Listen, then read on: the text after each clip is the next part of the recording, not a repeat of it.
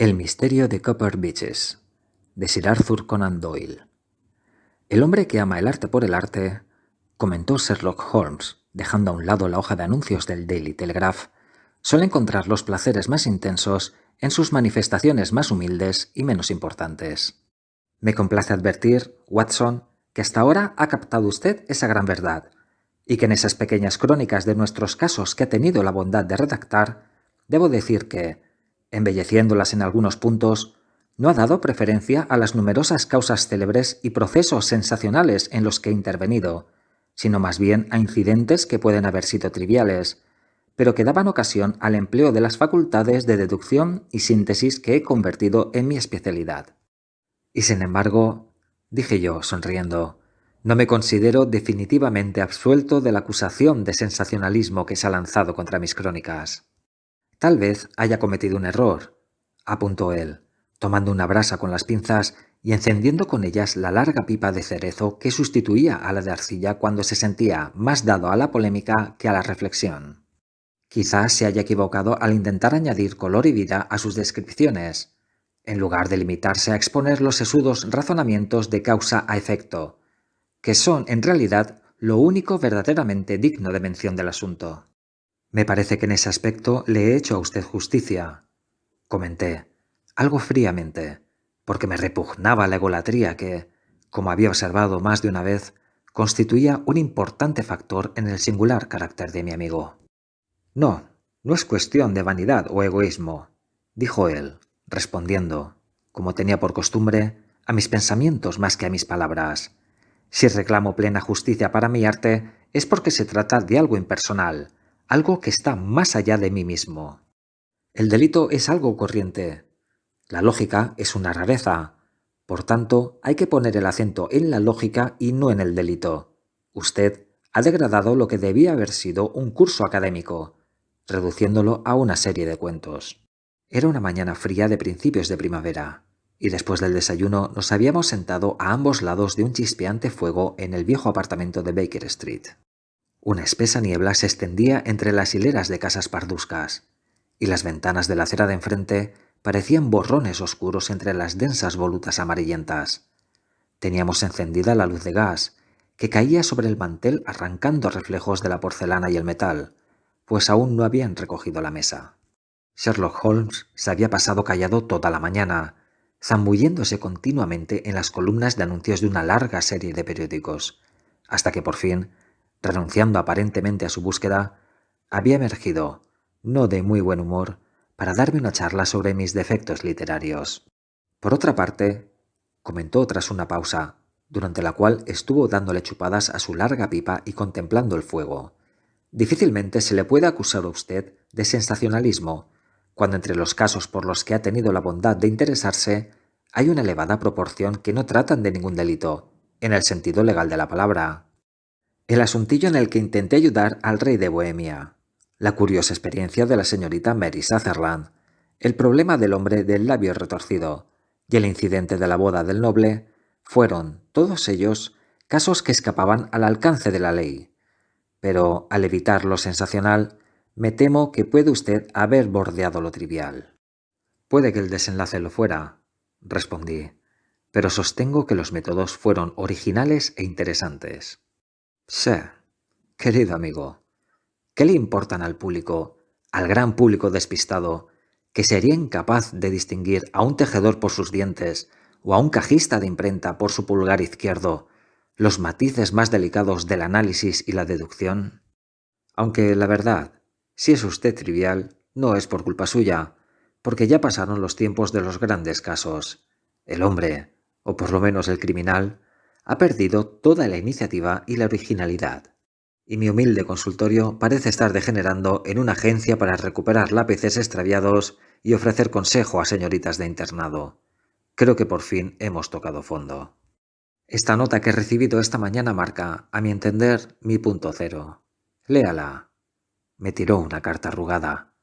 Estaba fechada en Montague Place la noche anterior y decía: «Querido señor Holmes, tengo mucho interés en consultarle acerca de si debería o no aceptar un empleo de institutriz que se me ha ofrecido. Si no tiene inconveniente, pasaré a visitarle mañana a las 10:30. Suya afectísima Violet Hunter. ¿Conoce usted a esta joven? Pregunté. No, de nada. Pues ya son las 10:30. Sí, y sin duda es ella la que acaba de llamar a la puerta. Quizás resulte ser más interesante de lo que usted cree. Acuérdese del asunto del carbunclo azul, que al principio parecía una fruslería y se acabó convirtiendo en una investigación seria. Puede que ocurra lo mismo en este caso. Ojalá sea así, pero pronto saldremos de dudas, porque o mucho me equivoco o aquí la tenemos. Mientras él hablaba, se abrió la puerta y una joven entró en la habitación. Iba vestida de un modo sencillo, pero con buen gusto. Tenía un rostro expresivo e inteligente, pecoso como un huevo de chorlito, y actuaba con los modales desenvueltos de una mujer que ha tenido que abrirse camino en la vida. «Estoy segura de que me perdonará que le moleste», dijo mientras mi compañero se levantaba para saludarla. «Pero me ha ocurrido una cosa muy extraña, y como no tengo padres ni familiares a los que pedir consejo, pensé que tal vez usted tuviera la amabilidad de indicarme qué debo hacer». «Siéntese, por favor, señora Hunter. Tendré mucho gusto en hacer lo que pueda para servirla». Me di cuenta de que a Holmes le había impresionado favorablemente los modales y la manera de hablar de su nuevo cliente. La contempló del modo inquisitivo que era habitual en él, y luego se sentó a escuchar su caso con los párpados caídos y las puntas de los dedos juntas. «He trabajado 5 años como institutriz», dijo, «en la familia del coronel Spence Munro, pero hace 2 meses el coronel fue destinado a Halifax, Nueva Escocia, y se llevó a sus hijos a América, de modo que me encontré sin empleo. Puse anuncios y respondí a otros anuncios, pero sin éxito. Por fin empezó a acabárseme el poco dinero que tenía ahorrado, y me devanaba los sesos sin saber qué hacer. Existe en el West End una agencia para institutrices muy conocida, llamada Westways, por la que solía pasarme una vez a la semana para ver si había surgido algo que pudiera convenirme. Westway era el apellido del fundador de la empresa, pero quien la dirige en realidad es la señorita Stopper. Se sienta en un pequeño despacho, y las mujeres que buscan empleo aguardan en una antesala y van pasando una a una. Ella consulta sus ficheros y mira a ver si tiene algo que pueda interesarlas. Pues bien, cuando me pasé por allí la semana pasada, me hicieron entrar en el despacho como de costumbre, pero vi que la señorita Stopper no estaba sola. Junto a ella se sentaba un hombre prodigiosamente gordo, de rostro muy sonriente y con una enorme papada que le caía en pliegues sobre el cuello. Llevaba un par de gafas sobre la nariz y miraba con mucho interés a las mujeres que iban entrando. Al llegar yo, dio un salto en su asiento y se volvió rápidamente hacia la señorita Stopper. «Esta servirá», dijo. «No podría pedirse nada mejor. ¡Estupenda! ¡Estupenda!». Parecía entusiasmado y se frotaba las manos de la manera más alegre. Se trataba de un hombre de aspecto tan satisfecho que daba gusto mirarlo. «¿Busca usted trabajo, señorita?», preguntó. «Sí, señor». «¿Como institutriz?». «Sí, señor». «¿Y qué salario pide usted?». «En mi último empleo, en casa del coronel Spence Munro, cobraba 4 libras al mes». «¡Puf! ¡Denigrante! ¡Sencillamente denigrante!», exclamó, elevando en el aire sus rollizas manos, como arrebatado por la indignación. «¿Cómo se le puede ofrecer una suma tan lamentable a una dama con semejantes atractivos y cualidades?». «Es posible, señor, que mis cualidades sean menos de lo que usted imagina», dije yo. «Un poco de francés, un poco de alemán, música y dibujo». «¡Puf!», exclamó. «Eso está fuera de toda duda. Lo que interesa es si usted posee o no el porte y la distinción de una dama. En eso radica todo. Si no los posee, entonces no está capacitada para educar a un niño que algún día puede desempeñar un importante papel en la historia de la nación. Pero si las tiene, ¿cómo podría un caballero pedirle que condescendiera a aceptar nada por debajo de 3 cifras? Si trabaja usted para mí, señora, comenzará con un salario de 100 libras al año». Como podrá imaginar, señor Holmes, estando sin recursos como yo estaba, aquella oferta me pareció casi demasiado buena para ser verdad. Sin embargo, el caballero, advirtiendo tal vez mi expresión de incredulidad, abrió su cartera y sacó un billete. «Es también mi costumbre», dijo, sonriendo del modo más amable, hasta que sus ojos quedaron reducidos a 2 ranuras que brillaban entre los pliegues blancos de su cara, pagar medio salario por adelantado a mis jóvenes empleadas, para que puedan hacer frente a los pequeños gastos del viaje y el vestuario. Me pareció que nunca había conocido a un hombre tan fascinante y tan considerado. Como ya tenía algunas deudas con los proveedores, aquel adelanto me venía muy bien. Sin embargo, toda la transacción tenía un algo de innatural que me hizo desear saber algo más antes de comprometerme. ¿Puedo preguntar dónde vive usted, señor?, dije. En Hampshire, un lugar encantador en el campo, llamado Copper Beeches, 5 millas más allá de Winchester. Es una región preciosa, querida señorita, y la vieja casa de campo es sencillamente maravillosa. ¿Y mis obligaciones, señor? Me gustaría saber en qué consistirían. Un niño, un pillastre delicioso, de solo 6 años. Tendría usted que verlo matando cucarachas con una zapatilla. ¡Plaf, plaf, plaf! 3 muertas en un abrir y cerrar de ojos. Se echó hacia atrás en su asiento y volvió a reírse hasta que los ojos se le hundieron en la cara de nuevo. Quedé un poco perpleja ante la naturaleza de las diversiones del niño, pero la risa del padre me hizo pensar que tal vez estuviera bromeando. Entonces, mi única tarea, dije, sería ocuparme de este niño. No, no la única, querida señorita, no la única, respondió. Su tarea consistirá, como sin duda ya habrá imaginado, en obedecer todas las pequeñas órdenes que mi esposa le pueda dar, siempre que se trate de órdenes que una dama pueda obedecer con dignidad. No verá usted ningún inconveniente en ello, ¿verdad? Estaré encantada de poder ser útil. Perfectamente. Por ejemplo, en la cuestión del vestuario. Somos algo maniáticos, ¿sabe usted? Maniáticos, pero buena gente. Si le pidiéramos que se pusiera un vestido que nosotros le proporcionáramos, no se opondría usted a nuestro capricho, ¿verdad? No, dije yo, bastante sorprendida por sus palabras. O que se sentara en un sitio o en otro. Eso no le resultaría ofensivo, ¿verdad? Oh, no. O que se cortara el cabello muy corto antes de presentarse en nuestra casa. Yo no daba crédito a mis oídos.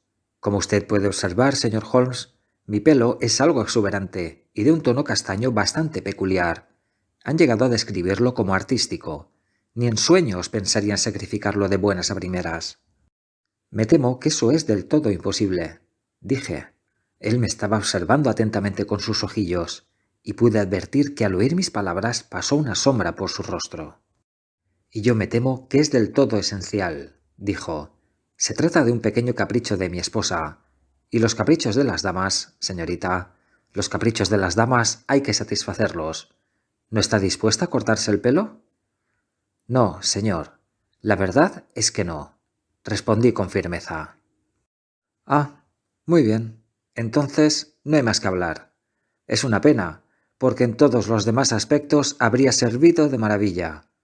Dadas las circunstancias, señorita Stopper, tendré que examinar algunas más de sus señoritas. La directora de la agencia había permanecido durante toda la entrevista ocupada con sus papeles, sin dirigirnos la palabra a ninguno de los dos, pero en aquel momento me miró con tal expresión de disgusto que no pude evitar sospechar que mi negativa le había hecho perder una espléndida comisión. ¿Desea usted que sigamos manteniendo su nombre en nuestras listas?, me preguntó. Si no tiene inconveniente, señorita Stopper. Pues, la verdad, me parece bastante inútil, viendo el modo en que rechaza usted las ofertas más ventajosas, dijo secamente. No esperará usted que nos esforcemos por encontrarle otra ganga como esta. Buenos días, señorita Hunter. Hizo sonar un gong que tenía sobre la mesa y el botones me acompañó a la salida. Pues bien, cuando regresé a mi alojamiento y encontré la despensa medio vacía y 2 o 3 facturas sobre la mesa, empecé a preguntarme si no habría cometido una estupidez. Al fin y al cabo, si aquella gente tenía manías extrañas y esperaba que se obedecieran sus caprichos más extravagantes, al menos estaban dispuestos a pagar por sus excentricidades. Hay muy pocas institutrices en Inglaterra que ganen 100 libras al año. Además, ¿de qué me serviría el pelo? A muchas mujeres les favorece llevarlo corto, y yo podía ser una de ellas. Al día siguiente ya tenía la impresión de haber cometido un error, y un día después estaba plenamente convencida. Estaba casi decidida a tragarme mi orgullo hasta el punto de regresar a la agencia y preguntar si la plaza estaba aún disponible, cuando recibí esta carta del caballero en cuestión. La he traído y se la voy a leer. De Copper Beeches, cerca de Winchester. Querida señorita Hunter, la señorita Stopper ha tenido la amabilidad de darme su dirección y le escribo desde aquí para preguntarle si ha reconsiderado su posición. Mi esposa tiene mucho interés en que venga, pues le agradó mucho la descripción que yo le hice de usted. Estamos dispuestos a pagarle 30 libras al trimestre, o 120 al año, para compensarle por las pequeñas molestias que puedan ocasionarle nuestros caprichos. Al fin y al cabo, tampoco exigimos demasiado. A mi esposa le encanta un cierto tono de azul eléctrico, y le gustaría que usted llevase un vestido de ese color por las mañanas. Sin embargo, no tiene que incurrir en el gasto de adquirirlo, ya que tenemos uno perteneciente a mi querida hija Alice, actualmente en Filadelfia, que creo que le sentaría muy bien. En cuanto a lo de sentarse en un sitio o en otro, o practicar los entretenimientos que se le indiquen, no creo que ello pueda ocasionarle molestias. Y con respecto a su cabello, no cabe duda de que es una lástima, especialmente si se tiene en cuenta que no pude evitar fijarme en su belleza durante nuestra breve entrevista. Pero me temo que debo mantenerme firme en este punto y solamente confío en que el aumento de salario pueda compensarle de la pérdida. Sus obligaciones en lo referente al niño son muy llevaderas. Le ruego que haga lo posible por venir. Yo la esperaría con un coche en Winchester. Hágame saber en qué tren llega. Suyo afectísimo, Jeffrey Ruckastle. Esta es la carta que acabo de recibir, señor Holmes, y ya he tomado la decisión de aceptar. Sin embargo, me pareció que antes de dar el paso definitivo debía someter el asunto a su consideración. Bien, señorita Hunter, si su decisión está tomada, eso deja zanjado el asunto, dijo Holmes sonriente. ¿Usted no me aconsejaría rehusar? Confieso que no me gustaría que una hermana mía aceptara ese empleo. ¿Qué significa todo esto, señor Holmes? Ah, carezco de datos. No puedo decirle. ¿Se ha formado usted alguna opinión? Bueno, a mí me parece que solo existe una explicación posible. El señor Ruckastle parecía ser un hombre muy amable y bondadoso. ¿No es posible que su esposa esté loca, que él desee mantenerlo en secreto por miedo a que le internen en un asilo y que le siga la corriente en todos sus caprichos para evitar una crisis? Es una posible explicación. De hecho, tal como están las cosas, es la más probable. Pero, en cualquier caso, no parece un sitio muy adecuado para una joven. Pero, ¿y el dinero, señor Holmes? ¿Y el dinero? Sí, desde luego, la paga es buena. Demasiado buena. Eso es lo que me inquieta. ¿Por qué iban a darle 120 al año cuando tendrían institutrices para elegir por 40? Tiene que existir una razón muy poderosa. Pensé que si le explicaba las circunstancias, usted lo entendería si más adelante solicitara su ayuda. Me sentiría mucho más segura sabiendo que una persona como usted me cubre las espaldas. Oh, puede irse convencida de ello. Le aseguro que su pequeño problema promete ser el más interesante que se me ha presentado en varios meses. Algunos aspectos resultan verdaderamente originales. Si tuviera usted dudas o se viera en peligro... ¿Peligro? ¿En qué peligro está pensando?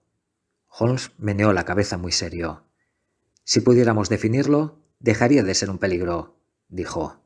Pero a cualquier hora, de día o de noche, un telegrama suyo me hará acudir en su ayuda. Con eso me basta. Se levantó muy animada de su asiento, habiéndose borrado la ansiedad de su rostro. Ahora puedo ir a Hampshire mucho más tranquila. Escribiré de inmediato al señor Ruckastle, sacrificaré mi pobre cabellera esta noche y partiré hacia Winchester mañana. Con unas frases de agradecimiento para Holmes, nos deseó buenas noches y se marchó presurosa. Por lo menos, dije mientras oíamos sus pasos rápidos y firmes escaleras abajo, parece una jovencita perfectamente capaz de cuidar de sí misma. Y le va a hacer falta, dijo Holmes muy serio. O mucho me equivoco, o recibiremos noticias suyas antes de que pasen muchos días. No tardó en cumplirse la predicción de mi amigo. Transcurrieron 2 semanas, durante las cuales pensé más de una vez en ella, preguntándome en qué extraño callejón de la experiencia humana se había introducido aquella mujer solitaria. El insólito salario, las curiosas condiciones, lo liviano del trabajo, todo apuntaba hacia algo anormal, aunque estaba fuera de mis posibilidades determinar si se trataba de una manía inofensiva o de una conspiración, si el hombre era un filántropo o un criminal. En cuanto a Holmes, Observé que muchas veces se quedaba sentado durante media hora o más, con el ceño fruncido y aire abstraído, pero cada vez que yo mencionaba el asunto, él lo descartaba con un gesto de la mano. «¡Datos, datos, datos!», exclamaba con impaciencia. «No puedo hacer ladrillos sin arcilla». Y sin embargo, siempre acababa por murmurar que no le gustaría que una hermana suya hubiera aceptado semejante empleo. El telegrama que al fin recibimos llegó una noche, justo cuando yo me disponía a acostarme y Holmes se preparaba para uno de los experimentos nocturnos en los que frecuentemente se enfrascaba. En aquellas ocasiones, yo lo dejaba por la noche, inclinado sobre una retorta o un tubo de ensayo, y lo encontraba en la misma posición cuando bajaba a desayunar por la mañana. Abrió el sobre amarillo y, tras echar un vistazo al mensaje, me lo pasó. «Mire el horario de trenes en la guía», dijo, volviéndose a enfrascar en sus experimentos químicos. La llamada era breve y urgente. «Por favor, esté en el Hotel Black Swan de Winchester mañana a mediodía. No deje de venir. No sé qué hacer. Hunter». «¿Viene usted conmigo?» «Me gustaría». «Pues mire el horario». «Hay un tren a las 9:30», dije, consultando la guía. «Llega a Winchester a las 11:30. Nos servirá perfectamente. Quizás sea mejor que aplace mi análisis de las acetonas, porque mañana puede que necesitemos estar en plena forma». A las 11 de la mañana del día siguiente nos acercábamos ya a la antigua capital inglesa. Holmes había permanecido todo el viaje sepultado en los periódicos de la mañana, pero en cuanto pasamos los límites de Hampshire, los dejó a un lado y se puso a admirar el paisaje. Era un hermoso día de primavera, con un cielo azul claro, salpicado de nubecillas algodonosas que se desplazaban de oeste a este. Lucía un sol muy brillante, a pesar de lo cual el aire tenía un frescor estimulante que aguzaba la energía humana. Por toda la campiña, hasta las ondulantes colinas de la zona de Aldershot, los tejadillos rojos y grises de las granjas asomaban entre el verde claro del follaje primaveral. «¡Qué hermoso y lozano se ve todo!», exclamé con el entusiasmo de quien acaba de escapar de las nieblas de Baker Street. Pero Holmes meneó la cabeza con gran seriedad. «Ya sabe usted, Watson», dijo, «que una de las maldiciones de una mente como la mía es que tengo que mirarlo todo desde el punto de vista de mi especialidad. Usted mira esas casas dispersas y se siente impresionado por su belleza. Yo las miro y el único pensamiento que me viene a la cabeza es lo aisladas que están y la impunidad con que puede cometerse un crimen en ellas». «¡Cielo santo!», exclamé. «¿Quién sería capaz de asociar la idea de un crimen con estas preciosas casitas?». «Siempre me han producido un cierto horror.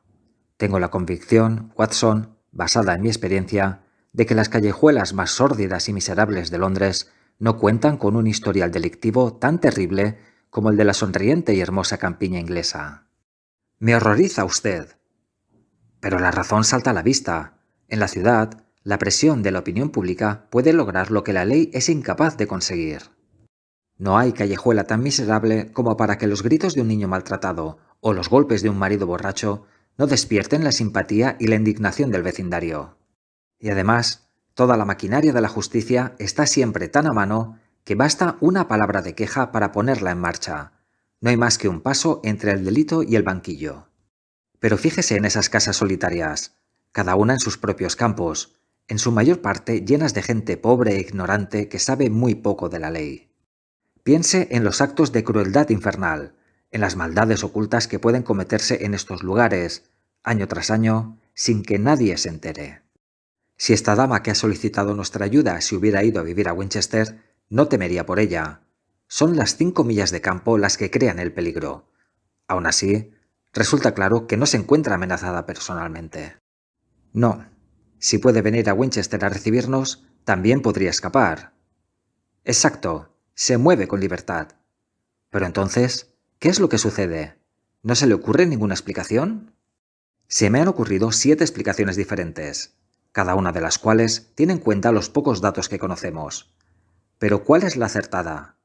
Eso solo puede determinarlo la nueva información que sin duda nos aguarda.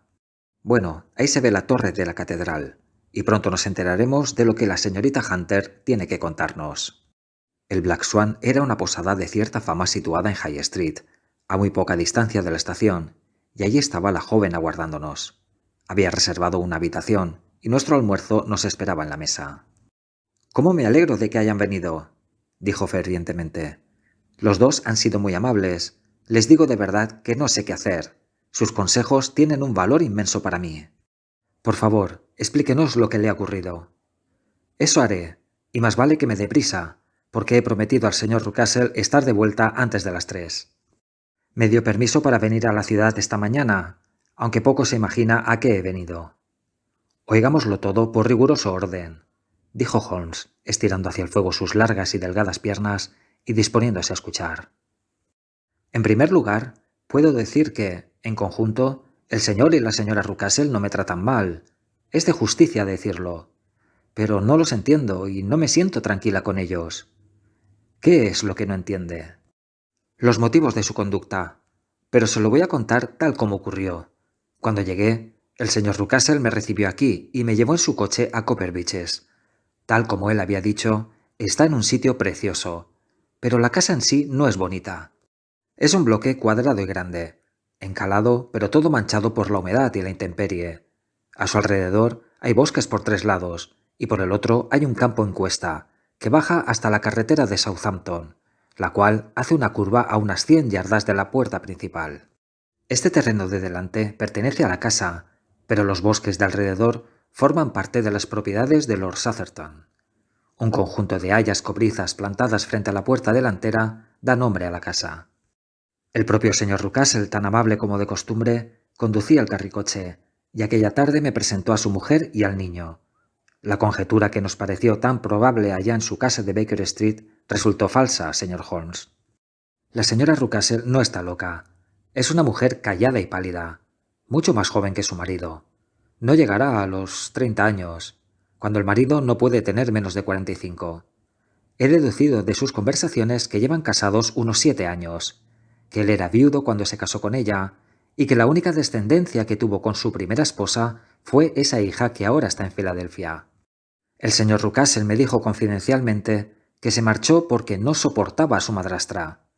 Dado que la hija tendría por lo menos 20 años, me imagino perfectamente que se sintiera incómoda con la joven esposa de su padre. La señora Rucastle me pareció tan anodina de mente como de cara. No me cayó ni bien ni mal. Es como si no existiera. Se nota a primera vista que siente devoción por su marido y su hijito. Sus ojos grises pasaban continuamente del uno al otro, pendiente de sus más mínimos deseos, y anticipándose a ellos si podía. Él la trataba con cariño, a su manera vocinglera y exuberante, y en conjunto parecían una pareja feliz. Y sin embargo, esta mujer tiene una pena secreta. A menudo se queda sumida en profundos pensamientos, con una expresión tristísima en el rostro. Más de una vez la he sorprendido llorando. A veces he pensado que era el carácter de su hijo lo que la preocupaba, pues jamás en mi vida he conocido criatura más malcriada y con peores instintos. Es pequeño para su edad, con una cabeza desproporcionadamente grande. Toda su vida parece transcurrir en una alternancia de rabietas salvajes e intervalos de negra melancolía.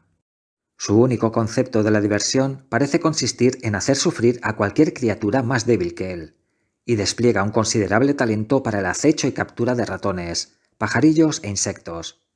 Pero prefiero no hablar del niño, señor Holmes, que en realidad tiene muy poco que ver con mi historia. «Me gusta oír todos los detalles», comentó mi amigo, «tanto si le parecen relevantes como si no. Procuraré no omitir nada de importancia. Lo único desagradable de la casa, que me llamó la atención nada más llegar, es el aspecto y conducta de los sirvientes. Hay solo 2, marido y mujer.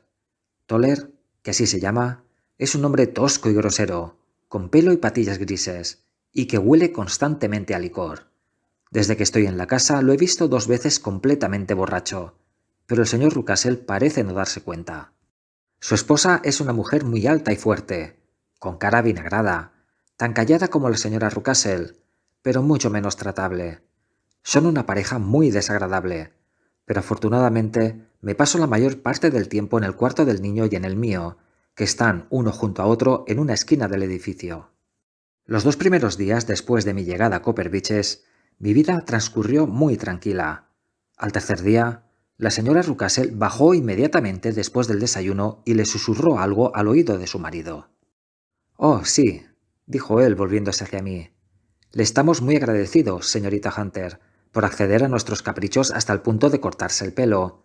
Veamos ahora cómo le sienta el vestido azul eléctrico.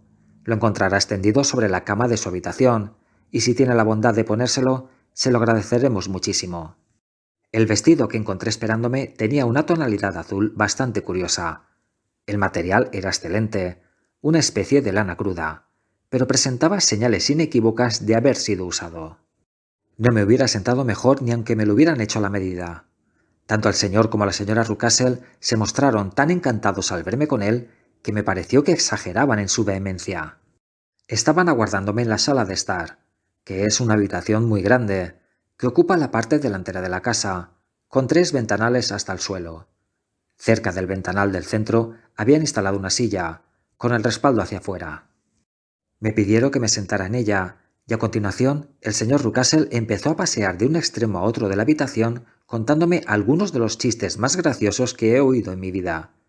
No se puede imaginar lo cómico que estuvo. Me reí hasta quedar agotada. Sin embargo, la señora Russell, que evidentemente no tiene sentido del humor, ni siquiera llegó a sonreír. Se quedó sentada con las manos en el regazo y una expresión de tristeza y ansiedad en el rostro. Al cabo de una hora, poco más o menos, el señor Russell comentó de pronto que ya era hora de iniciar las tareas cotidianas y que debía cambiarme de vestido y acudir al cuarto del pequeño Edward. 2 días después se repitió la misma representación, en circunstancias exactamente iguales. Una vez más me cambié de vestido, volví a sentarme en la silla y volví a partirme de risa con los graciosísimos chistes de mi patrón, que parece poseer un repertorio inmenso y los cuenta de un modo inimitable. A continuación, me entregó una novela de tapas amarillas, y tras correr un poco mi silla hacia un lado, de manera que mi sombra no cayera sobre las páginas, me pidió que le leyera en voz alta. Leí durante unos 10 minutos, comenzando en medio de un capítulo, y de pronto, a mitad de una frase, me ordenó que lo dejara y que me cambiara de vestido. ¿Puede usted imaginarse, señor Holmes, la curiosidad que yo sentía acerca del significado de estas extravagantes representaciones? Me di cuenta de que siempre ponían mucho cuidado en que yo estuviera de espaldas a la ventana, y empecé a consumirme de ganas de ver lo que ocurría a mis espaldas. Al principio me pareció imposible, pero pronto se me ocurrió una manera de conseguirlo. Se me había roto el espejito de bolsillo, y eso me dio la idea de esconder un pedacito de espejo en el pañuelo. A la siguiente ocasión, en medio de una carcajada, me llevé el pañuelo a los ojos, y con un poco de maña me las arreglé para ver lo que había detrás de mí. Confieso que me sentí decepcionada. No había nada. Al menos, esa fue mi primera impresión. Sin embargo, al mirar de nuevo me di cuenta de que había un hombre parado en la carretera de Southampton. Un hombre de baja estatura, barbudo y con un traje gris, que parecía estar mirando hacia mí.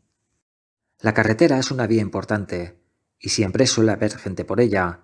Sin embargo, este hombre estaba apoyado en la verja que rodea nuestro campo, y miraba con mucho interés.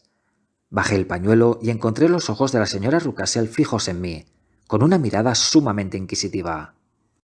No dijo nada, pero estoy convencida de que había adivinado que yo tenía un espejo en la mano y había visto lo que había detrás de mí. Se levantó al instante. «Jeffro», dijo, «hay un impertinente en la carretera que está mirando a la señorita Hunter». «¿No será algún amigo suyo, señorita Hunter?», preguntó él. «No, no conozco a nadie por aquí». «¡Válgame Dios! ¡Qué impertinencia! Tenga la bondad de darse la vuelta y hacerle un gesto para que se vaya». «¿No sería mejor no darnos por enterados?» «No. Entonces le tendríamos rondando por aquí a todas horas. Haga el favor de darse la vuelta e indíquele que se marche». Hice lo que me pedían, y al instante la señora Russell bajó la persiana. Esto sucedió hace una semana, y desde entonces no me he vuelto a sentar en la ventana ni me he puesto el vestido azul, ni he visto al hombre de la carretera. «Continúe, por favor», dijo Holmes. «Su narración promete ser de lo más interesante». «Me temo que le va a parecer bastante inconexa, y lo más probable es que exista poca relación entre los diferentes incidentes que menciono. El primer día que pasé en Copper Beeches, el señor Russell me llevó a un pequeño cobertizo situado cerca de la puerta de la cocina. Al acercarnos, oí un ruido de cadenas y el sonido de un animal grande que se movía. «Mire por aquí», dijo el señor Russell, indicándome una rendija entre 2 tablas. «¿No es una preciosidad?» Miré por la rendija y distinguí 2 ojos que brillaban, y una figura confusa agazapada en la oscuridad. «No se asuste», dijo mi patrón echándose a reír ante mi sobresalto. «Es solamente Carlo, mi mastín. He dicho mío, pero en realidad el único que puede controlarlo es el viejo Toller, mi mayordomo. Solo le damos de comer una vez al día, y no mucho, de manera que siempre está tan agresivo como una salsa picante. Toller lo deja suelto cada noche, y que Dios tenga piedad del intruso al que le hinque el diente. Por lo que más quiera, bajo ningún pretexto ponga los pies fuera de casa por la noche, porque se jugaría usted la vida». No se trataba de una advertencia sin fundamento, porque 2 noches después se me ocurrió asomarme a la ventana de mi cuarto a eso de las 2 de la madrugada. Era una hermosa noche de luna, y el césped de delante de la casa se veía plateado y casi tan iluminado como de día. Me encontraba absorta en la apacible belleza de la escena cuando sentí que algo se movía entre las sombras de las hayas cobrizas. Por fin salió a la luz de la luna y vi lo que era: un perro gigantesco, tan grande como un ternero, de piel leonada, carrillos colgantes, hocico negro y huesos grandes y salientes. Atravesó lentamente el césped y desapareció en las sombras del otro lado. Aquel terrible y silencioso centinela me provocó un escalofrío como no creo que pudiera causarme ningún ladrón. Y ahora voy a contarle una experiencia muy extraña. Como ya sabe, me corté el pelo en Londres y lo había guardado, hecho un gran rollo, en el fondo de mi baúl. Una noche, después de acostar al niño, me puse a inspeccionar los muebles de mi habitación y ordenar mis cosas. Había en el cuarto un viejo aparador, con los 2 cajones superiores vacíos y el de abajo cerrado con llave. Ya había llenado de ropa los 2 primeros cajones, y aún me quedaba mucha por guardar. Como es natural, me molestaba no poder utilizar el tercer cajón. Pensé que quizás estuviera cerrado por olvido, así que saqué mi juego de llaves e intenté abrirlo. La primera llave encajó a la perfección y el cajón se abrió. Dentro no había más que una cosa, pero estoy segura de que jamás adivinaría usted qué era. Era mi mata de pelo. La cogí y la examiné. Tenía la misma tonalidad y la misma textura, pero entonces se me hizo patente la imposibilidad de aquello. ¿Cómo podía estar mi pelo guardado en aquel cajón? Con las manos temblándome, abrí mi baúl, volqué su contenido y saqué del fondo mi propia cabellera. Coloqué una junto a otra y le aseguro que eran idénticas. ¿No era extraordinario? Me sentí desconcertada e incapaz de comprender el significado de todo aquello. Volví a meter la misteriosa mata de pelo en el cajón y no les dije nada a los Rucastle, pues sentí que quizás había obrado mal al abrir un cajón que ellos habían dejado cerrado. Como habrá podido notar, señor Holmes, yo soy observadora por naturaleza, y no tardé en trazarme en la cabeza un plano bastante exacto de toda la casa. Sin embargo, había un ala que parecía completamente deshabitada. Frente a las habitaciones de los Toller había una puerta que conducía a este sector, pero estaba invariablemente cerrada con llave. Sin embargo, un día, al subir las escaleras, me encontré con el señor Rucastle que salía por aquella puerta con las llaves en la mano, y una expresión en el rostro que lo convertía en una persona totalmente diferente del hombre orondo y jovial al que yo estaba acostumbrada. Traía las mejillas enrojecidas, la frente arrugada por la ira y las venas de las sienes hinchadas de furia. Cerró la puerta y pasó junto a mí sin mirarme ni dirigirme la palabra. Esto despertó mi curiosidad, así que cuando salí a dar un paseo con el niño, me acerqué a un sitio desde el que podía ver las ventanas de este sector de la casa. Eran 4 en hilera, 3 de ellas simplemente sucias y la cuarta cerrada con postigos. Evidentemente, allí no vivía nadie. Mientras paseaba de un lado a otro, dirigiendo miradas ocasionales a las ventanas, el señor Rucastle vino hacia mí, tan alegre y jovial como de costumbre. «Ah», dijo, «no me consideré un maleducado por haber pasado junto a usted sin saludarla, querida señorita. Estaba preocupado por asuntos de negocios». «Le aseguro que no me ha ofendido», respondí.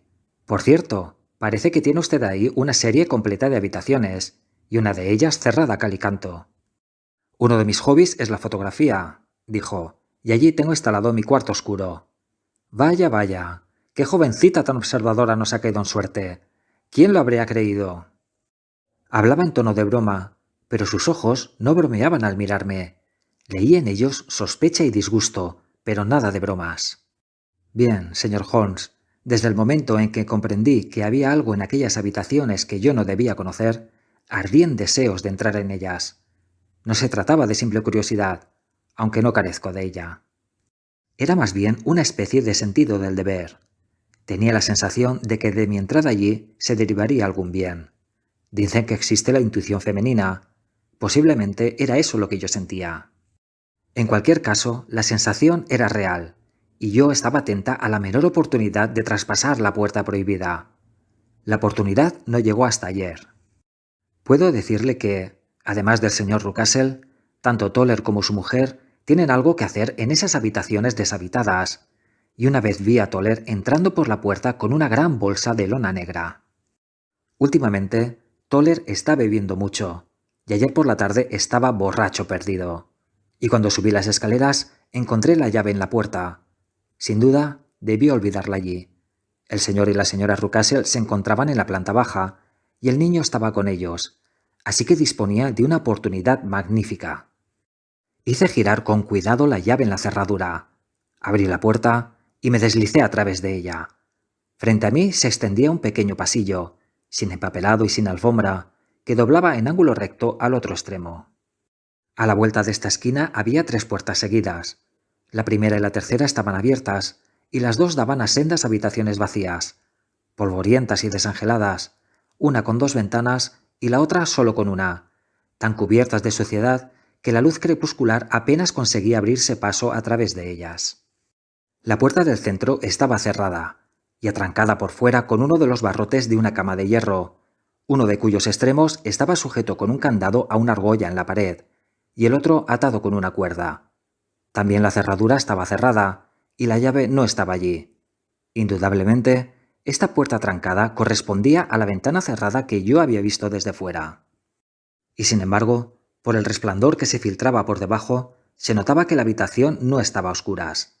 Evidentemente, había una claraboya que dejaba entrar la luz por arriba. Mientras estaba en el pasillo mirando aquella puerta siniestra y preguntándome qué secreto ocultaba, oí de pronto ruido de pasos dentro de la habitación y vi una sombra que cruzaba de un lado a otro en la pequeña rendija de luz que brillaba bajo la puerta.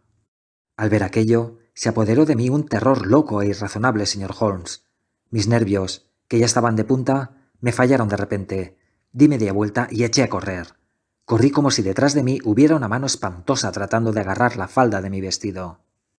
Atravesé el pasillo, crucé la puerta y fui a parar directamente en los brazos del señor Rucastle, que esperaba fuera. «Vaya», dijo sonriendo, «así que era usted. Me lo imaginé al ver la puerta abierta». «Estoy asustadísima», gemí. «Querida señorita, querida señorita». No se imagina usted con qué dulzura y amabilidad lo decía. «¿Qué es lo que la ha asustado, querida señorita?» Pero su voz era demasiado zalamera. Se estaba excediendo. Al instante me puse en guardia contra él. «Fui tan tonta que me metí en el ala vacía», respondí. «Pero está todo tan solitario y tan siniestro con esta luz mortecina que me asusté y eché a correr. ¿Hay allí un silencio tan terrible?» «¿Solo ha sido eso?», preguntó, mirándome con insistencia. «¿Pues qué se había creído?», pregunté a mi vez. «¿Por qué cree usted que tengo cerrada esta puerta?». «Le aseguro que no lo sé». «Pues para que no entren los que no tienen nada que hacer ahí, ¿entiende?». Seguía sonriendo de la manera más amistosa. «Le aseguro que de haberlo sabido...». «Bien, pues ya lo sabe. Y si vuelve a poner el pie en este umbral...». En un instante, la sonrisa se endureció hasta convertirse en una mueca de rabia y me miró con cara de demonio. La echaré al mastín. Estaba tan aterrada que no sé ni lo que hice. Supongo que salí corriendo hasta mi habitación. Lo siguiente que recuerdo es que estaba tirada en mi cama, temblando de pies a cabeza. Entonces me acordé de usted, señor Holmes. No podía seguir viviendo allí sin que alguien me aconsejara. Me daba miedo la casa, el dueño, la mujer, los criados, hasta el niño. Todos me parecían horribles. Si pudiese usted venir aquí, todo iría bien. Naturalmente, podría haber huido de la casa, pero mi curiosidad era casi tan fuerte como mi miedo. No tardé en tomar una decisión: enviarle a usted un telegrama. Me puse el sombrero y la capa, me acerqué a la oficina de telégrafos, que está como a media milla de la casa, y al regresar ya me sentía mucho mejor.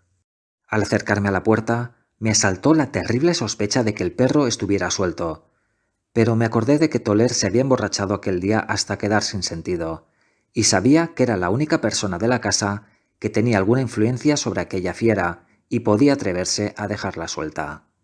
Entré sin problemas y permanecí despierta durante medianoche de la alegría que me daba el pensar en verle a usted. No tuve ninguna dificultad en obtener permiso para venir a Winchester esta mañana, pero tengo que estar de vuelta antes de las 3, porque el señor y la señora Rucastle van a salir de visita y estarán fuera toda la tarde, así que tengo que cuidar del niño.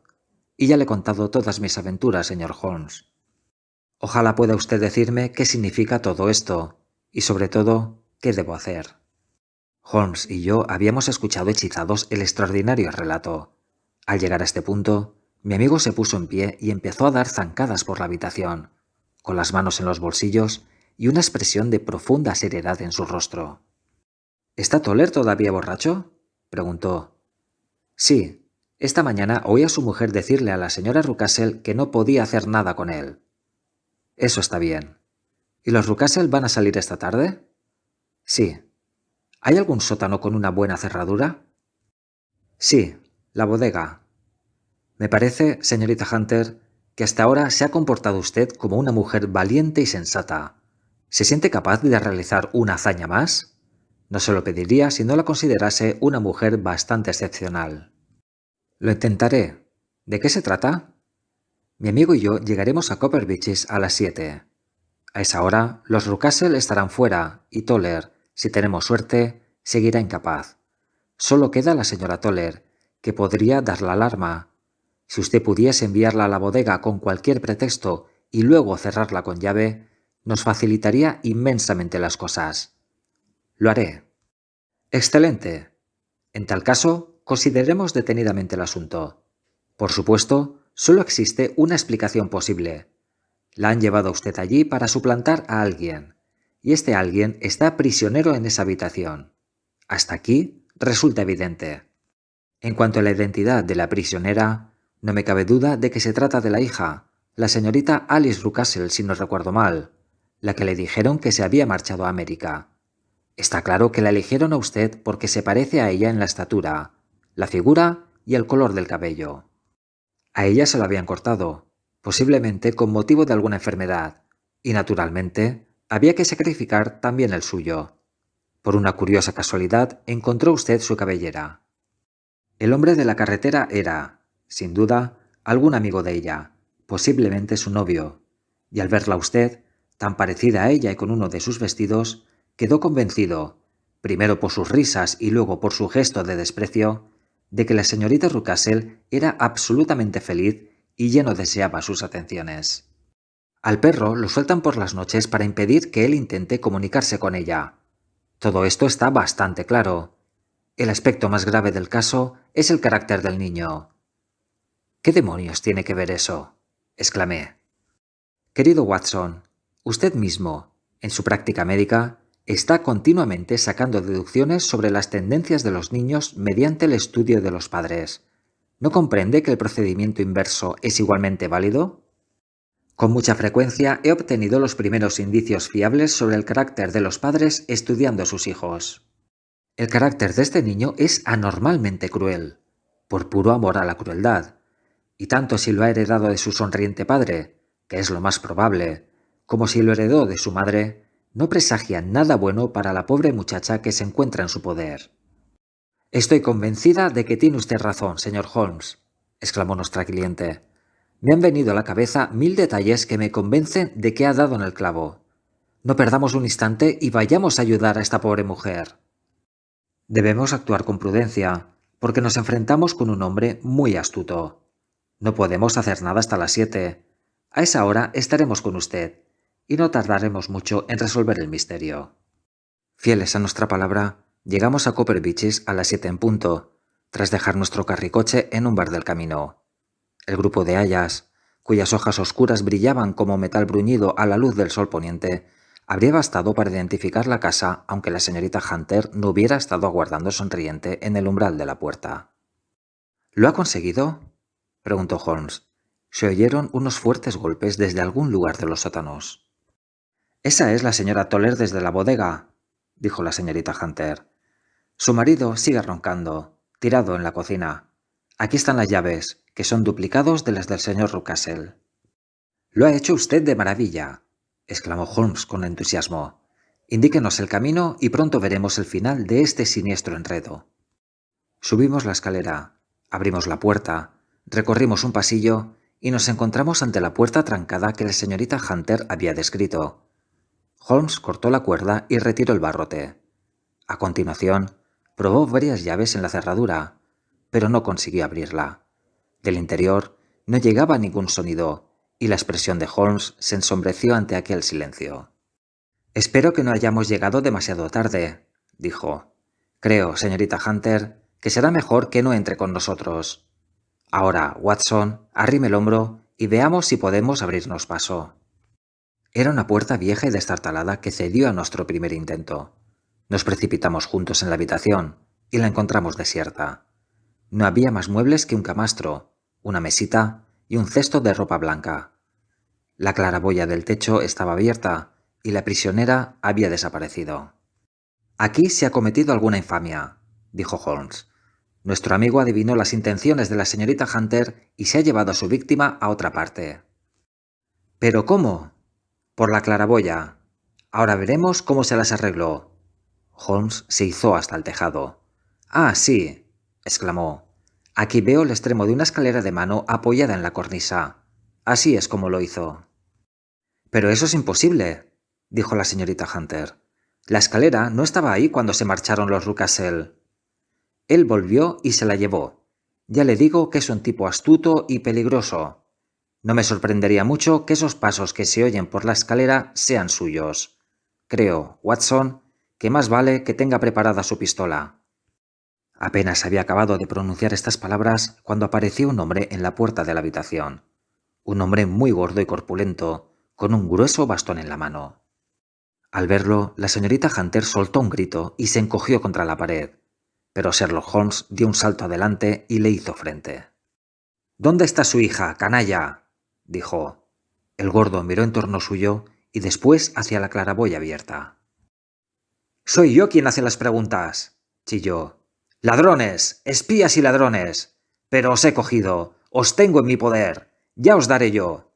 Dio media vuelta y corrió escaleras abajo, tan deprisa como pudo.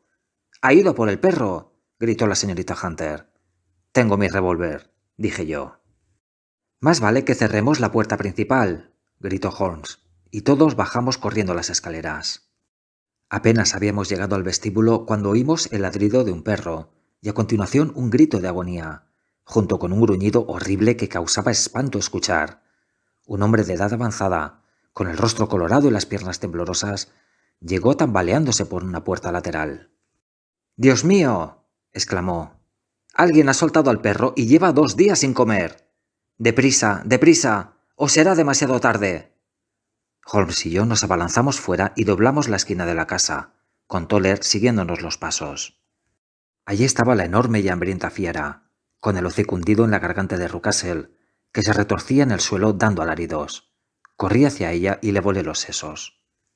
Se desplomó con sus blancos y afilados dientes aún clavados en la papada del hombre.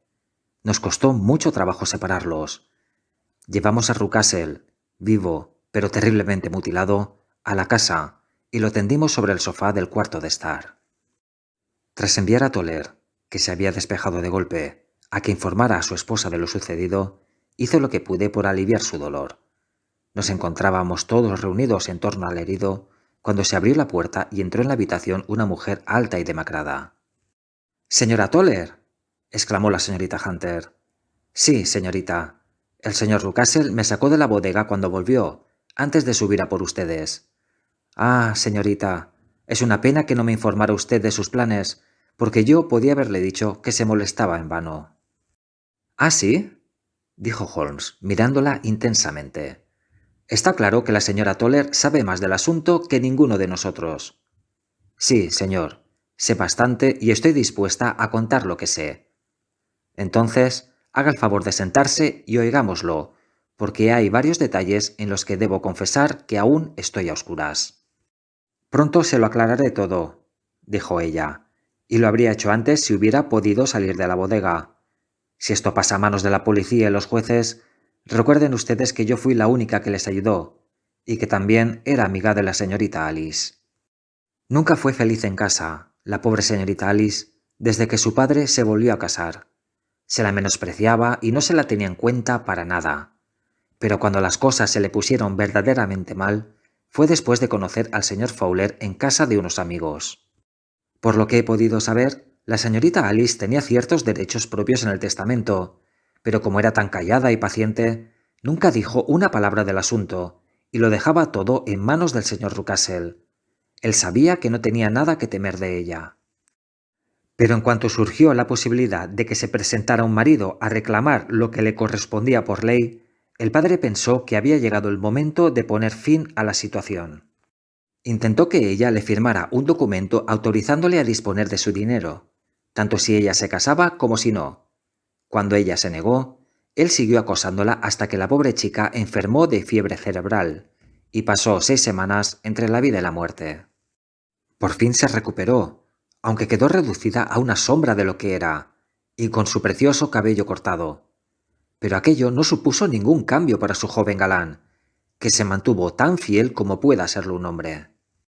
«Ah», dijo Holmes, «creo que lo que ha tenido usted la amabilidad de contarnos aclara bastante el asunto, y que puedo deducir lo que falta. Supongo que entonces el señor Rucastle recurrió al encierro». «Sí, señor. Y se trajo de Londres a la señorita Hunter para librarse de la desagradable insistencia del señor Fowler». «Así es, señor». Pero el señor Fowler, perseverante como todo buen marino, puso sitio a la casa, habló con usted, y mediante ciertos argumentos, monetarios o de otro tipo, consiguió convencerla de que sus intereses coincidían con los de usted. «El señor Fowler es un caballero muy galante y generoso», dijo la señora Toller tranquilamente. «Y de este modo se las arregló para que a su marido no le faltara bebida, y para que hubiera una escalera preparada en el momento en que sus señores se ausentaran. Ha acertado. Ocurrió tal y como usted lo dice».